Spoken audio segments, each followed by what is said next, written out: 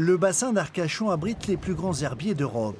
Mais ils sont en recul partout, sauf sur le banc d'Arguin, comme vient de le révéler une étude réalisée par le parc marin du bassin d'Arcachon, notamment dans sa partie centrale. On a effectivement un développement important de zoster, qu'on avait déjà vu l'an dernier sur cette partie-là et qui s'est maintenu, voire développé. C'est une bonne nouvelle parce que les zosters sur le bassin forment un écosystème absolument indispensable à l'évolution des espèces et aussi à la qualité de l'eau.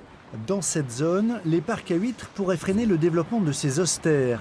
L'État demande donc aux ostréiculteurs de libérer 4 hectares de parcs sur la partie centrale du banc pour les redistribuer au nord ou au sud. Le banc d'Arguin est une réserve naturelle depuis 1972 sur laquelle les ostréiculteurs se sont installés il y a 30 ans. Même si c'est une réserve naturelle nationale, et j'insiste là-dessus, qui fait exception en France, puisque c'est la seule où il y a une présence des activités humaines, il n'est pas question de revenir sur cette exception.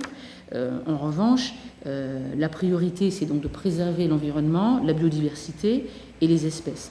Les ostréiculteurs peuvent exploiter 45 hectares du banc d'Arguin depuis un décret de 2017, mais les concessions n'ont toujours pas été délivrées. Les ostréiculteurs réclament une gestion souple des autorisations sur un banc de sable en perpétuel mouvement.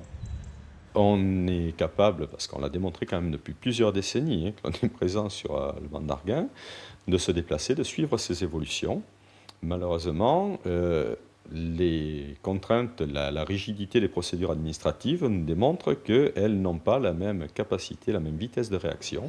Les activités sur le banc d'Arguin enfin régulées permettront de protéger ce joyau du bassin, si fragile.